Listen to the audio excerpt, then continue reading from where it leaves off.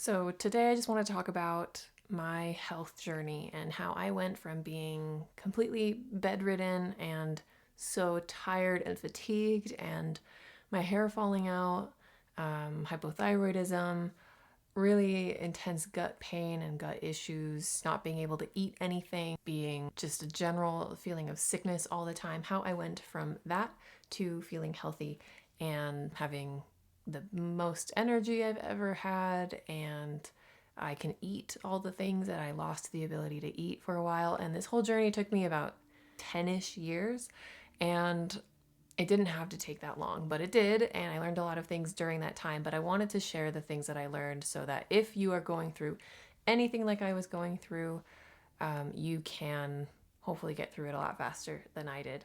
So let's just hop right in. So the first phase where I really started to notice that I was getting sicker or just noticing some changes in my digestion and my gut was when I was about 21.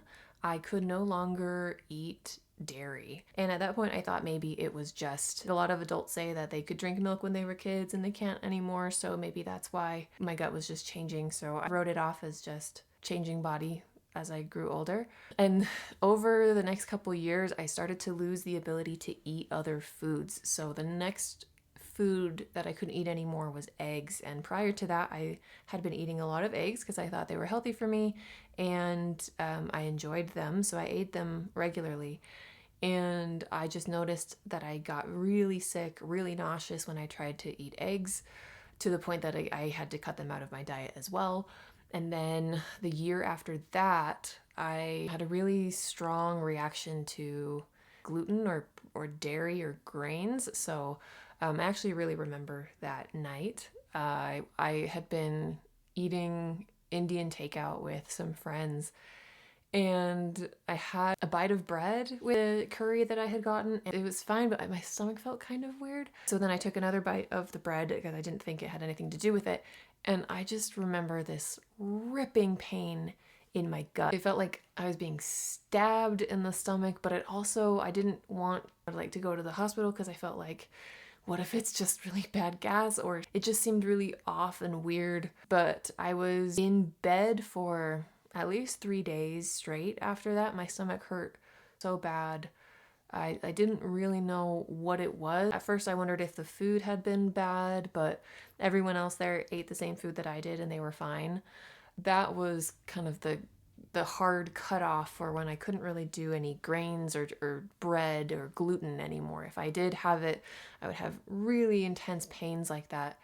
So I stopped eating bread, and so what I noticed was that I was slowly losing the ability to eat all of these foods. My diet was kind of shrinking, and I kept getting sicker, and I didn't know why. I had a ton of fatigue and brain fog, and I just felt off and sick, and I didn't know what was going on, and I wondered if this was just related to the dairy thing where I had my body's just changing and I can't do dairy. But it seemed odd that eggs had followed, and then gluten had followed, and then finally oats then became another thing that I couldn't eat. If I had any oats, I felt really, really sick to my stomach. And all of these foods I had slightly different reactions to, but all of them I just felt terrible eating, and I didn't know why. So at that point, I started to try to go to doctors to figure out what was going on, because I was worried that I was going to continue to lose the ability to eat anything by cutting out gluten and oats and eggs and dairy. There's a lot of limitations to the food that I could eat. So that's when I started going to doctors, and it was very frustrating. And I know that other people have experienced this. I am very lucky in that I was able to come up with the money to go to several different doctors many different times to try to figure out what was going on. And I know that that's not the case for everybody, and especially if you don't have insurance, or if you're having to do tests that are not covered by your insurance because the doctor doesn't really know what's going on. That was the case for me, right? The doctors that I went to really didn't know what was happening, but I was really frustrated by the medical system and the way that the doctors treated what was going on with me. which was that they had their little box of what they solved for, and if it didn't fit within that little box, then they just sent me along my way without any answers except to say that it's not this. So for example, I went to an allergist and I had to pay $2,000 to go to this doctor and get all of these tests done. And at the end of it, the doctor said, I don't know what's going on. They're not allergies.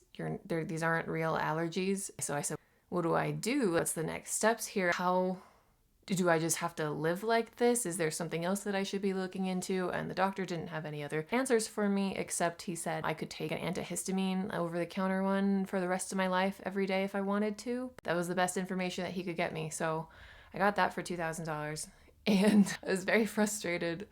So I went to other doctors trying to figure out what was going on. I went to see if there was something going on with my gut, and I had these like weird rashes on my skin and I didn't know what was happening. And I had other run-ins with doctors where I remember this one who I went in to go see this doctor for this rash that I had, this like, really hot itchy rash that I would get on my chest sometimes, and I didn't know what it was or what was causing it. And he was looking at it, ran some tests and things, and then at the end he said, this is really weird, give me 1 minute. And then he left and he came back with 2 medical students and he said, guys, look at this. So they were looking at my rash and then they were like, what is it? And the doctor was like, I don't know, but it's pretty interesting. And that was the answer. That was it. That was all of the information that I got from the doctor. So I just started to feel really hopeless because the different types of doctors that I went to couldn't figure out what it was. They didn't really have any suggestions for me except that it wasn't an allergy and that it was some weird rash that they didn't know what it was.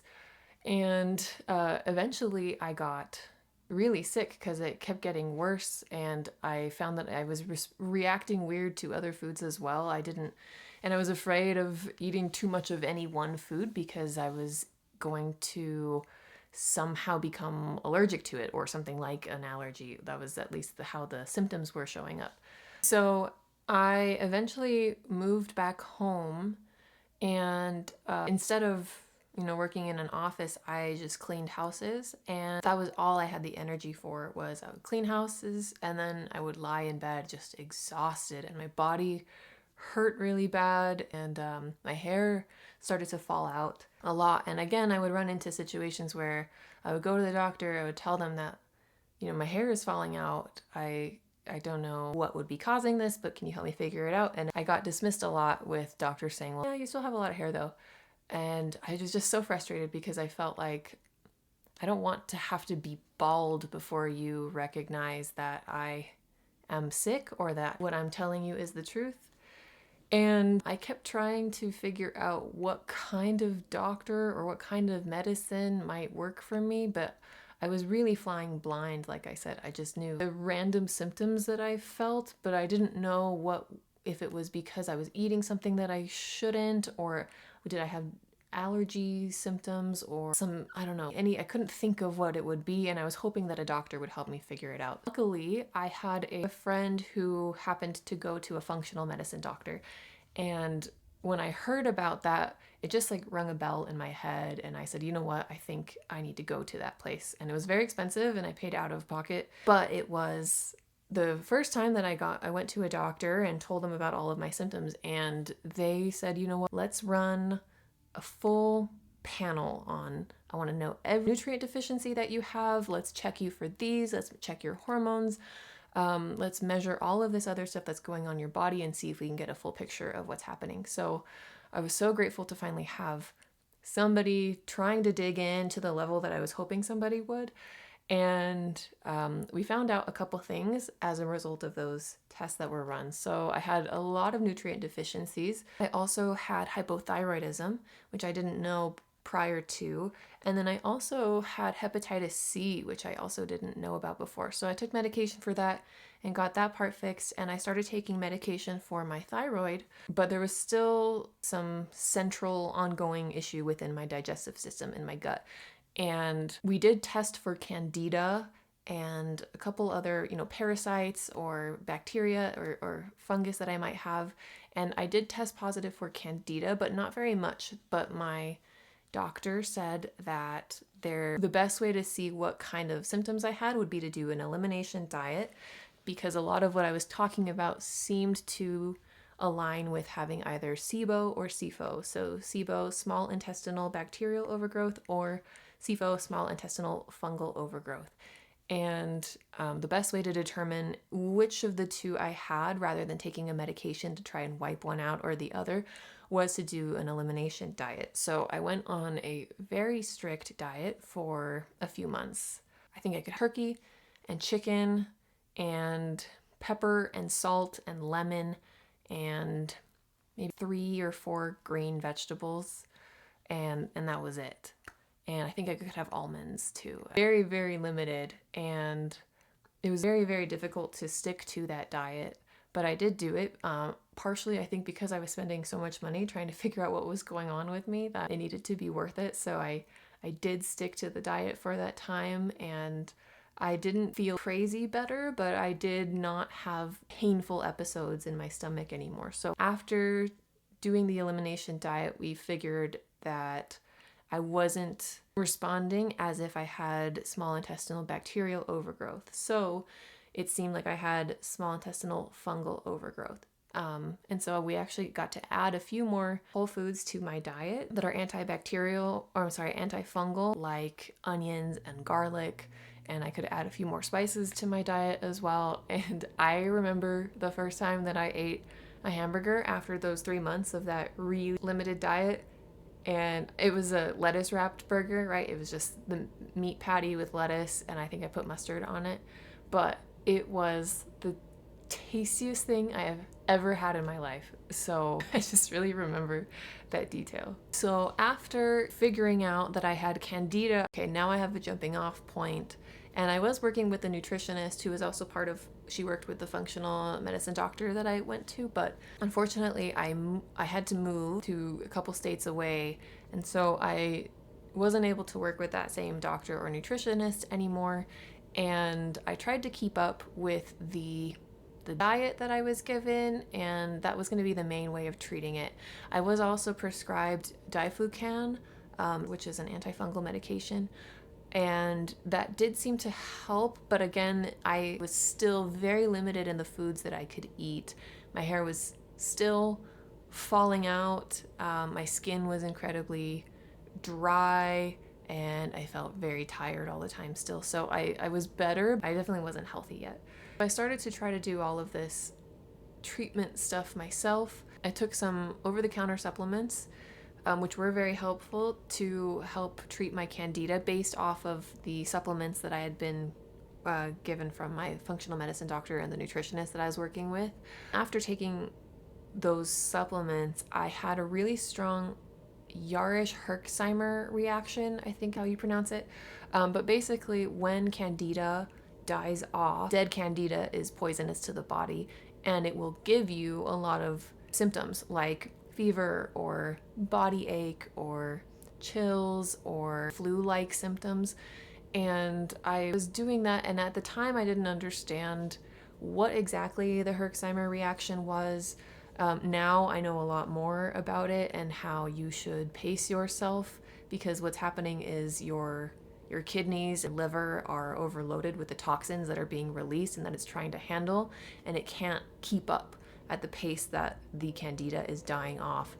And so Candida treatment is really about, and a lot of gut stuff is about, keeping a level of treatment where you are getting rid of the Candida, but you aren't doing it too quickly to the point that it's causing additional harm to your body. So I didn't know that at the time.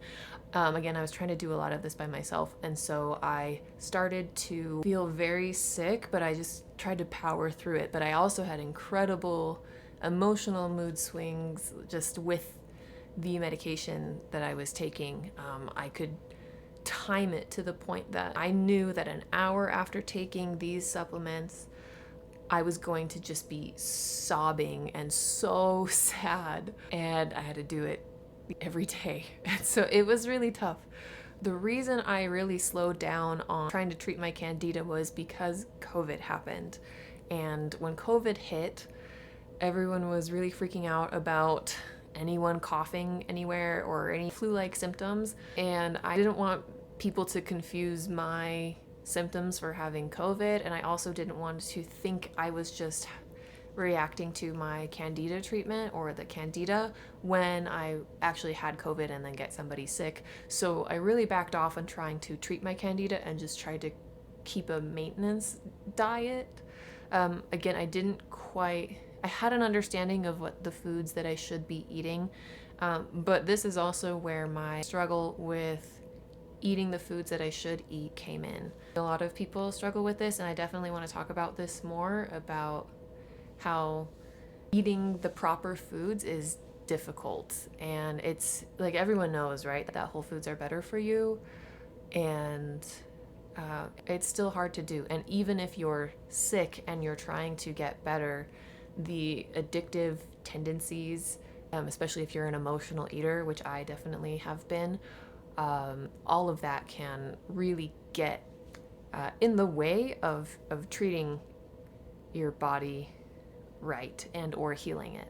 So at this point, my gut was better. I wasn't like throwing up from some weird response to a food, and I had a really bloated stomach, but it was not as painful as it was before, and my hair was starting to grow back, and I still wasn't able to eat a lot of foods without having a really intense reaction. And then sometimes I would have days where my gut would just be so painful and I didn't really know why. So I knew that I wasn't done trying to treat this. Like I wanted to get better. I was glad that I wasn't getting sicker and I hadn't lost the ability to eat an additional food, which had been something that I'd been worried about, but I wasn't where I wanted to be. So then I started really diving into the research myself, trying to figure out what was going on with the gut. What is the interconnection between your environment and stress and your mindset, and what are the different ways that you can eat to treat your body for Candida? What is a sustainable diet versus, a short-term diet that you can do? And really trying to figure out all of those pieces. I really started to look at epigenetics as well and try to figure out, one, what were the risk factors so I could try to eliminate some of them that I had if I was perpetuating any of them, which I did. So that was when I got off of birth control, which if you are on hormonal birth control, that can increase your risk for having Candida. And this was a couple years down the road. I would get tested for hypothyroidism every year because my goal was eventually to get off of my medications. I didn't want to have to be on any prescription meds. And it did take me a couple years, but I was able to eventually get off of my hypothyroid medications. So I was really glad for that. And my hair grew back. I started to be able to eat more foods. And as I dived deeper into the research, even up to this past year, I would say about a year ago is when I figured out a couple other things that were going on with my gut, such as an acid. I lacked certain acids in my stomach, and there were a couple different supplements that I could take to help me eat meat better, where prior to this I had a very reactive stomach to any type of protein that I was eating, and so it was very difficult for me to eat enough protein. So I was able to really start eating a lot more protein, get the nutrients that I needed. I was still doing regular testing a couple times in between this, and I actually did find a new functional medicine doctor to help me just run all the tests again. On that test, I showed that I really didn't have Candida anymore. My hypothyroidism was gone. I didn't have any parasites or bacteria or other sicknesses going on, and slowly able to incorporate those foods that I had lost the ability to eat. I could now eat them again regularly. So for example, I love eggs, right? And it'd been about, I don't know, probably like 10 years almost since I've been able to eat eggs regularly, but I now eat eggs maybe every other day for breakfast, and I feel great, and I don't have any of those symptoms that I did before.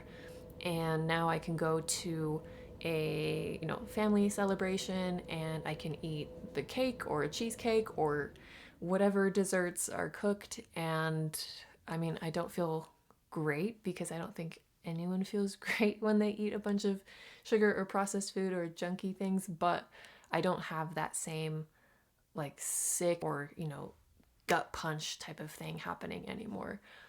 So I do eat a very healthy diet now, and I think that if I didn't eat as healthy as I do, I probably would regress. But there's a lot of pros to having to eat healthy anyways, so I really don't mind it. But I am so glad to be where I am now with my health, and I wanted to share this whole journey because it wasn't just straightforward. It wasn't even just finding a doctor and then figuring it out. It took many years after finding the doctor and doing my own research and looking into and really just becoming an expert on my own body and what was happening inside me in order to get the full health back that I had hoped to get.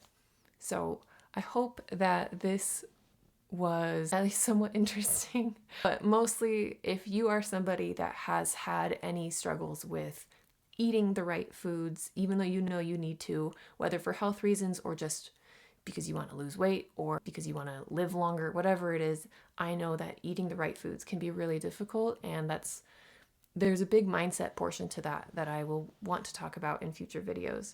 Also, if you are somebody who has health issues and you don't know what to do, or you've gone to doctors and you have really struggled to get them to take your symptoms seriously or ask the right questions or even know where to go so that you can actually start healing beyond just the yes or no answer that you can get sometimes.